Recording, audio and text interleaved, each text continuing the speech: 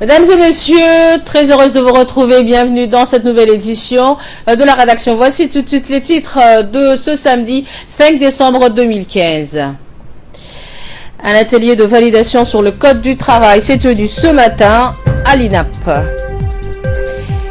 Et actualité à l'étranger, Pékin a promis 60 milliards de dollars d'aide au continent africain lors du forum Chine-Afrique. Bonjour et très heureuse de vous retrouver sur Télé Djibouti. Le président de la République a prononcé un important discours lors du forum Chine-Afrique qui se déroule actuellement à Johannesburg en Afrique du Sud. Il a adressé ses remerciements au peuple et au gouvernement sud-africain pour son hospitalité. Il a félicité le gouvernement chinois en tant co-organisateur de ce forum. Il a précisé que le partenariat Chine-Afrique repose sur des fondations solides et se développe dans un esprit d'amitié, de paix et de coopération. Djibouti a mis en place des dispositions pour accueillir, a-t-il dit, une panoplie d'activités dans l'industrie, la distribution régionale et le transport multimodal. Ces projets d'envergure sont exécutés en collaboration avec une société chinoise qui va mobiliser plusieurs centaines de milliards pour sa réalisation. Vous aurez l'intervention du président de la République dans nos prochaines éditions, Inch'Allah. Et avant d'entamer le national également de ce jeudi, un communiqué vient de nous parvenir du secrétaire général du parti RPPI, M. Ilyas Moussedouale, qui communique qu'en raison des nouvelles directives gouvernementales concernant le renforcement des dispositifs de sécurité au niveau national, il est porté à la connaissance de l'ensemble des militants et adhérents du parti RPP de ne pas venir se rassembler sur l'esplanade du Palais du Peuple lors de la tenue du congrès extraordinaire qui aura lieu demain, dimanche 6 décembre 2015. Seuls les congressistes seront habilités à se rendre dans la salle des assises du Palais du Peuple. Au nom du comité exécutif et en son nom personnel, il demande à tous et à toutes de respecter les consignes en faisant preuve de compréhension et de bien vouloir excuser par avance. Et je vous l'annonçais dans les titres, un atelier de validation des textes d'application du Code de travail a démarré ce matin à l'INAB qui prendra fin le 9 décembre prochain. L'objectif de cette rencontre est de décider d'un commun accord sur la version à valider pour chaque projet de texte. Sur le calendrier qui s'étale sur 5 jours, qui reste à analyser, traiter les textes à adopter puis valider pour un code de travail. Ainsi, venir à une version consensuelle entre l'État, l'employeur et les syndicats sur les projets de texte. Et dans ce contexte, un expert en état juridique a été convié pour trancher sur les textes des lois. Il s'agit de l'avocat Abdelkader. Était présent à cet atelier le conseiller technique du ministère du Travail, le représentant de la coordination résidente dans le système des Nations Unies, la représentante résidente du programme des Nations Unies pour le développement et le coordinateur de la politique nationale de l'emploi. Ces activités s'inscrivent également dans la continuité des programmes de réforme structurelle conclus avec les partenaires. Je vous propose d'écouter l'avocat Abdelkader Hassan de l'inspection du travail pour rédiger ces textes réglementaires. Donc en tout, avec des autres collègues, nous avons réussi à mettre en place 18 textes réglementaires afin de compléter donc le code du travail. Et nous avons aussi par la même occasion mis en place un rapport qui reprenait justement le vide juridique, les imperfections et les ambiguïtés du code. Et autre actualité nationale, la Ligue des Ulema de Djibouti a organisé ce matin une formation au profit des enseignants des centres de mémorisation du Saint-Coran à Djibouti-Ville. La cérémonie d'ouverture de cette formation a eu lieu au Somali Business Center de la Ligue des Ulema, Cheikh Abdelrahman Shamsuddin, le secrétaire général de la Ligue, ainsi que le représentant de 30 centres de mémorisation du Saint-Coran. Cette initiative s'inscrit dans le cadre des efforts de la Ligue des Ulema pour améliorer les conditions du centre d'apprentissage et des mémorisations du Saint-Coran. Cette formation a été animée par le Cheikh Amar Ali Abdi. Dans un bref allocution, le président de la Ligue de Ulema, Cheikh Abdelrahman Shamsuddin, a affirmé l'importance que revêt cette formation pour renforcer les capacités du centre d'apprentissage et des mémorisations du Saint-Coran. La société SVAMS vient d'octroyer des fauteuils roulants destinés aux personnes vivant avec des handicaps à l'Union nationale des femmes djiboutiennes. La cérémonie de cette remise de dons de fauteuils a eu lieu aujourd'hui donc à l'Union nationale des femmes djiboutiennes. Ce don de la part de la société SVAMS compte 166 fauteuils roulants, 105 fauteuils roulants qui a été également remis à l'Union nationale des femmes djiboutiennes. Ce don de fauteuils roulants a été distribué aujourd'hui même pour les personnes handicapées présentes dans l'enceinte de l'UNFD. Ont été présentes à cette cérémonie la secrétaire générale de l'Union nationale des femmes djiboutiennes, Mme Fatwa Moussa, la députée Hasna Humaye, la responsable de la société SVAMS, Mme Rizzo, ainsi que les handicapés. Prenant la parole à cette occasion, la secrétaire générale de l'UNFD, Mme Fatwa Moussa, a précisé que cette dotation venait de la société SVAMS. Elle explique aussi que ce don de générosité va aider les handicapés à leur mobiliser. Je vous propose de l'écouter. En conclusion, je voudrais souhaiter aux bénéficiaires de cette généreuse dotation de tirer le meilleur profit des fauteuils roulants qui leur ont été généreusement offerts. Au nom de la société SVAMS, pour offrir 166 fauteuils roulants. Nous sommes persuadés que ce don de matériel pourra contribuer à améliorer la vie de personnes vivant avec un handicap. Je tiens à remercier Son Excellence la Première Dame et Présidente de l'UNFD, Madame Kadra Mahmoud, qui m'a permis de réaliser ce projet. Cette opération, et pourquoi pas les autres à venir, nous tiennent à cœur et nous espérons que cela puisse permettre aussi à d'autres de poursuivre cette voie. Le Croissant-Rouge de Djibouti a célébré la Journée internationale des volontaires aujourd'hui au dispensaire de Balbala 1. C'est donc la date du 5 décembre qui est instituée chaque année à Djibouti et dans le reste du monde comme la journée de volontariat du Croissant-Rouge. Les volontaires du Croissant-Rouge de Djibouti agissent sur toute l'étendue du territoire national dans les cadres de projets humanitaires et pour venir en aide aux plus vulnérables et soulager la souffrance des nécessiteux. Ils aident aussi les familles séparées suite à un conflit ou à une catastrophe naturelle et aux migrations de se retrouver. En prit part à cette célébration le secrétaire général par intérim Dahir Osman Omar, le chargé de communication de cette institution, Issa Hassan et plusieurs volontaires du Croissant-Rouge. Les volontaires ont montré quelques démonstrations, notamment le geste technique du premier secours, l'hygiène et le rétablissement des liens familiaux. Dans le domaine théorique, l'animation a été assurée par le chargé de communication du Croissant-Rouge, M. Issa Hassan. Sachez que la Société nationale du Croissant-Rouge à Djibouti a été créée le 1er août 1977. Elle est constituée sur la base des conventions de Genève du 12 août 1949 et de protocoles additionnels du 8 juin auquel Djibouti a adhéré. La journée s'est clôturée par une remise des attestations aux volontaires de la Croissant-Rouge de Djibouti. Toujours en nouvelle du pays, dans le cadre du Rotary Club Doyen, a octroyé hier un don de matériel au profit des enfants de la ville d'Obok, dans la région d'Obok.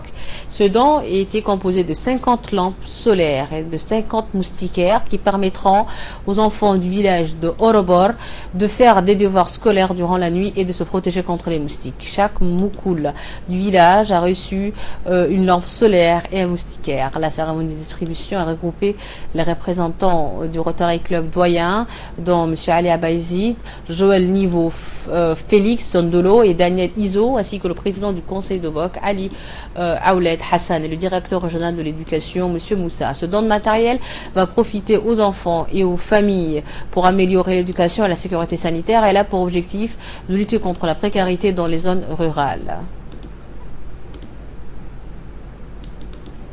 Le but du Rotary, c'est un club qui fait des actions pour servir, donc pour essayer de faire profiter à tout le monde, aux populations, aux enfants et aux familles. Ici, dans ce domaine, avec ces Sunbox, on agit dans le domaine de la famille, parce qu'on essaie d'apporter aux familles un peu plus de sécurité en mettant des points lumineux autour des maisons.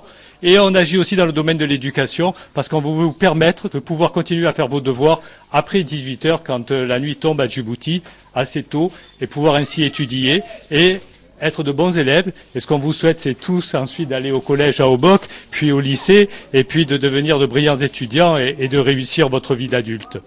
En tout cas, on vous remercie au nom de tout le club rotarien de l'accueil que vous nous avez réservé. Ça nous fait chaud au cœur. On est vraiment heureux d'être avec vous aujourd'hui. Et pour nous, au-delà de l'action rotarienne, ce sont des actions personnelles et ce sont des engagements personnels. Encore merci à Et toujours en nouvelles du pays, sous l'égide du secrétariat d'État à la jeunesse au sport, les associations de motosport ont organisé une compétition internationale de motocross X, Team Cross Enduro hier matin, qui a regroupé 3 catégories de compétiteurs minimes. Le top départ a été donné par le secrétaire d'État à la jeunesse au sport, son excellence Bedoul Hassan Badoul. Les motards se sont lancés sur les vomrissements assourdissants des motos et sous les ovations d'un public enthousiaste. La catégorie minime a été remportée par Haroun Darwish, la catégorie 250 par Manu Fratachi Djibouti et la catégorie 450 par Christophe Durand. Ont participé à cette compétition les compétiteurs djiboutiens, éthiopiens, français et américains. Les participants à la compétition n'ont pas manqué de remercier le secrétaire d'État à la jeunesse au sport pour avoir permis d'organiser un tel événement qui a regroupé différentes nationalités.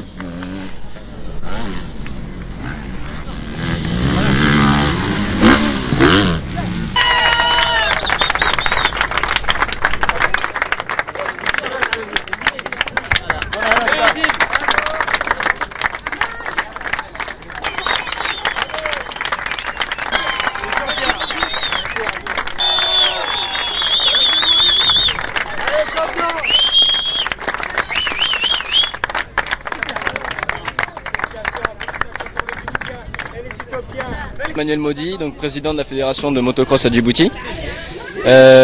Cette année, je roule en 250, donc la catégorie 250. Je finis premier de la catégorie. Et donc voilà, le projet c'est de faire perpétuer le motocross à Djibouti et si possible le faire développer, l'officialiser et le rendre plus attractif dans le pays. Je vis en Éthiopie et je fais partie en fait de la fédération de sport automobile éthiopienne. On organise aussi des événements chez nous. On a eu des Éthiopiens qui sont venus et aujourd'hui on est venus ici. La première fois qu'ils organisent quelque chose, il fait chaud en Éthiopie, à Djibouti, c'est pas comme chez nous. C'était super, on a vu les premières manches, il y a du spectacle, le terrain est sympa. C'est du sable, c'est différent, c'est pas la forêt comme en Éthiopie. On remercie le ministère des Sports éthiopien d'avoir donné ces autorisations parce que c'est vraiment sympa de pouvoir voyager ici. Qu'ils viennent chez nous, qu'on vienne chez eux, on peut faire des choses en Afrique de l'Est, développer ce sport. Et voilà. Et il y a plein d'enfants qui sont là, qui pourraient être la prochaine génération pour faire les courses. Le secrétaire d'État à la jeunesse au sport, Bedoul Hassan Badoul, a quant à lui félicité les associations de motosport pour avoir pris l'initiative d'organiser cette compétition internationale et surtout pour la promotion de ces disciplines qui restent encore peu pratiquées à l'échelle nationale. Il a aussi rappelé que la politique de la promotion et le développement du sport mise en œuvre par son département sous la vision éclairée du chef de l'État, son excellence Ismaël Omar Guelleh, a pour but de rehausser le niveau du sport national. Je vous propose de l'écouter. Je voudrais féliciter d'abord tous les concurrents, tous les participants et également surtout ceux qui sont venus de très loin pour participer. Majeur, il faudrait savoir que c'est après une longue absence que aujourd'hui cette discipline refait surface dans notre pays et surtout grâce à l'effort et aussi au combat quotidien de ces jeunes qui ont fait tout pour que cette discipline puisse, Inch'Allah, revivre. Je les félicite, je félicite toutes les associations de sport de moto qui n'ont pas ménagé leur effort afin que cette journée puisse être une journée très réussie. Également, je félicite les sponsors, je les remercie. Je remercie tous les sponsors qui nous ont aidés à organiser cette compétition. Et, mes félicitations également aux gagnants et aussi aux petits qui vont assurer, Inch'Allah, la relève. Nous, au niveau du département du sport, nous serons toujours à vos côtés. Nous allons vous aider à développer davantage cette discipline et, Inch'Allah, à encore l'améliorer davantage. C'était maintenant une première expérience. Inch'Allah, la prochaine fois, nous allons améliorer davantage. Sans oublier que le président de la République tient toujours à encourager les jeunes qui viennent avec ce genre d'initiative. Et notre travail consiste à les appuyer, à les orienter et à les soutenir. Je vous remercie. Actualité à l'étranger maintenant, la Chine a lancé hier une nouvelle offensive majeure sur le continent africain en promettant 60 milliards de dollars d'aide lors d'un sommet sino-africain à Johannesburg. Un engagement accueilli avec gratitude au moment où l'Afrique souffre du ralentissement de la croissance chinoise. Commentaire de Mohamed Issa. La Chine a lancé hier une nouvelle offensive majeure sur le continent africain en permettant 60 milliards de dollars d'aide lors d'un sommet sino-africain à Johannesburg, un engagement accueilli avec gratitude au moment où l'Afrique souffre du ralentissement de la croissance chinoise. La Chine a décidé d'octroyer un total de 60 milliards de dollars d'aide financière, incluant 5 milliards de prêts à taux zéro et 35 milliards de prêts à taux préférentiels, a annoncé le président Xi Jinping dans un discours très attendu à l'occasion du premier sommet Chine-Afrique organisé sur le continent noir. Cette enveloppe conséquente a été accueillie par des applaudissements nourris de la part de la vingtaine de dirigeants africains réunis dans le quartier des affaires de Sandton à Johannesburg. Cette annonce intervient alors que l'Afrique subit l'effondrement récent des cours de matières premières, en partie lié au ralentissement de la croissance chinoise.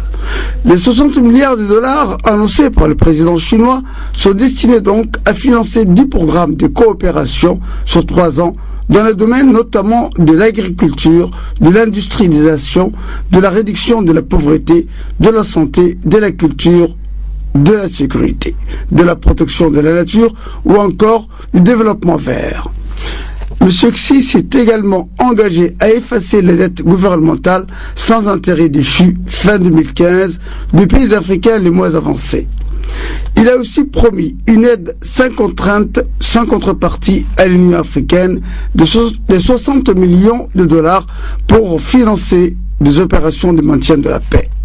Cette série d'annonces a été qualifiée d'historique par le chef de l'État zimbabwéen Robert Mugabe, actuel président de l'UA, l'Union africaine. Je suis sûr que vous serez d'accord avec moi pour réserver à M. Xi un tonnerre d'applaudissements, a-t-il lancé en prenant la parole dans la foulée de son homologue chinois. Je saisis cette opportunité pour exprimer ma sincère et profonde gratitude envers le président chinois, a notamment déclaré M. Mugabe. Je ne pense pas qu'il faille paniquer au sujet de la fluctuation des volumes d'échange. Je suis pleinement confiant pour l'avenir de la coopération entre la Chine et l'Afrique, a rassuré Zhang Junawaya, envoyé spécial du ministère des Affaires étrangères chinois, dans une conférence de presse hier vendredi. Une vingtaine de chefs d'État africains, dont le président nigérien Muhammadu Buhari, Kenyan Uhuru Kenyatta, Sénégalais Macky Sall, Tchadien Idriss Déby et de la République démocratique du Congo Joseph Kabila, avaient aussi fait le déplacement pour ce deuxième sommet sino-africain. Exercer une pression positive sur les négociations qui se déroulent au Bourget. Telle est la volonté des représentants de quelques 1000 villes du monde entier réunis ce vendredi 4 décembre à Paris en marge de la COP21 pour un sommet des élus locaux pour le climat. Ce rassemblement est organisé à l'initiative d'Anne Hidalgo, Lot, qui est également maire de la capitale de Paris, et de Michael Bloomberg, envoyé spécial des Nations Unies pour les villes et le climat et ancien maire de New York. Pour plus d'explications, je vous propose d'écouter le commentaire de Hussein Aouled. Rio de Janeiro, Santiago de Chili, Milan, Athènes, Bordeaux, Copenhague, Berlin, Londres, Sydney, Séoul, Shanghai, New Delhi, Pékin, Bamako, Dakar, Johannesburg, Chicago, Los Angeles, Montréal et Vancouver. Au total, 700 maires ont répondu présents. Les acteurs américains Robert Redford et Leonardo DiCaprio, ainsi que l'ancien gouverneur de la Californie, Arnold, s'y sont également déplacés. Les rôles des villes dans la lutte contre les réchauffements climatiques est déterminant. Les zones urbaines abritent plus de 50% de la population mondiale. Les 2 tiers en 2050 et génèrent 70% des émissions de carbone. En première ligne, la plupart de leurs édiles n'ont pas attendu pour agir et ont déjà engagé leurs collectivités dans une mutation écologique. Une grande partie des solutions repose sur les épaules, affirme Anne Hidalgo. Vous avez voulu être partie prenante de la négociation. Vous êtes là pour montrer qu'il y a des solutions, a lancé François Hollande au vaste parterre de mer rassemblés dans la salle de fête de l'hôtel de la ville de Paris. C'est tout pour cette édition. Merci à vous de nous avoir suivis. Tout de suite, c'est l'appel de la prière à l'As. Juste après, c'est les minutes du focus de Negat Fouati.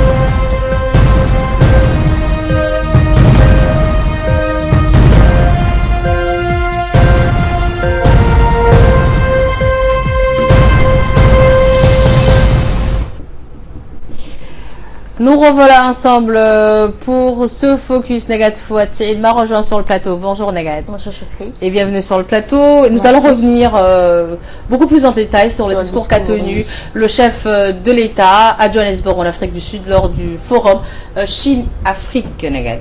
Voilà, en effet, le président a tenu un discours lors de ce sommet auquel il a parlé du partenariat Chine et Afrique, mais plus précisément de Djibouti, donc un partenariat Afrique plutôt. Donc un partenariat qui dure depuis 15 ans et qui repose essentiellement sur des fondations solides, incarnées par des relations historiques et un modèle tout particulier de coopération sud-sud. Donc aujourd'hui, Chine et l'Afrique se sont réunis encore une fois dans un esprit d'amitié et de paix et de coopération dans le développement, et ils se réunissent dans un esprit également de solidarité, Chokri, afin de relever les défis de notre temps en travaillant ensemble et dans un partenariat intelligent, durable et mutuellement bénéfique de deux côtés. Donc en effet, ce forum a au cours de ces dernières années fourni, a-t-il déclaré, l'épreuve de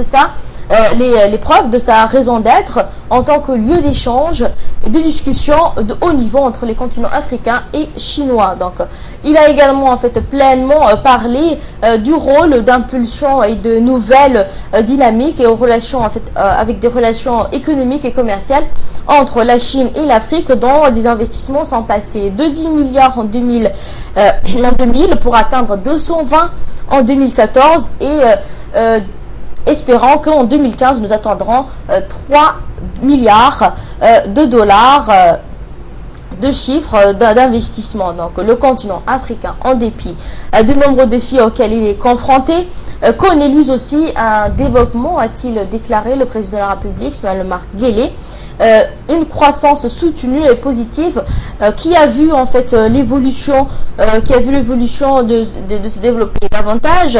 La Chine a également compris que l'évolution de l'Afrique a un avenir et potentiellement un avantage. Donc l'Afrique, quant à elle, consciente en effet et qu'elle doit prendre en main sa destinée, a déclaré le président de la République, et s'est inscrit dans l'agenda 2063 également sur le plan décennal 2015-2025, donc destiné à mettre en avant l'Afrique reliée à des infrastructures modernes et économiquement unies dans une seule zone de grandes zones de franches de libre-échange. Donc par ailleurs, dans cette phase cruciale, l'Afrique doit développer et s'atteler à la réalisation de grands travaux et être capable d'investir en collaboration avec tous les partenaires et en premier lieu avec la Chine, qui a investi plus de 40 milliards de dollars chaque année, qui investit 40 milliards de dollars chaque année en Afrique. Donc il a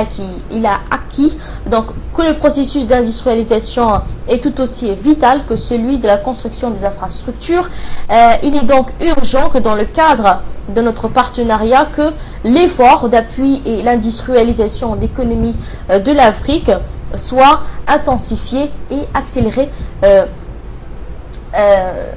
avantageusement. Bien sûr. Et nous reviendrons beaucoup plus en détail sur le discours du chef de l'État, bien sûr, dans nos prochaines éditions. Et les gars, à la page sport de ce focus, qu'est-ce que tu nous as préparé? Nous allons parler de la Ligue. Voilà. Cela aurait dû être une fête, Choukri. Donc, d'ailleurs, ce sera quand même une fête. Pour la première fois depuis son départ en printemps 2009, Juninho sera au stade Gerland, comme une grosse centaine de ses spectateurs. En fin de matinée, les joueurs de 2000 rehausseront en fait même leur coupon en fait en plein jeu de Gerland tout près du stade, avant même de parader l'après-midi dans l'enceinte pour poursuivre leurs festivités en soirée dans les salons de l'hôtel de la ville. Donc émus à l'idée de quitter bientôt leur tribune, même si Lyon jouera encore à Gerland en coupe de la Ligue contre Tours. Les fans de l'Olympique lyonnais rendront hommage à leur stade qui pourtant n'était pas encore certaine d'être pleine ce vendredi. On nous a parlé de la Ligue 1. Voilà. Et pour clôturer ce focus, comme d'habitude, la solide. Voilà, la solide en fait.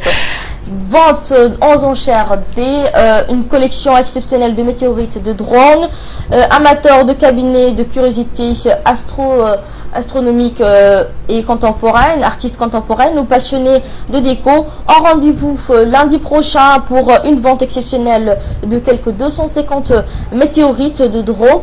Des gens font une fixette en fait très large sur les météorites tombées de l'espace, explique un expert. Donc cette vente est la plus importante de ce genre en termes de qualité selon la maison de vente, avec en grand nombre des palacites retrouvés dans le sud de la Sibérie occidentale contenant des grands cristaux d'olivine, des minéraux dont couleur vive piégés par des fers de nickel.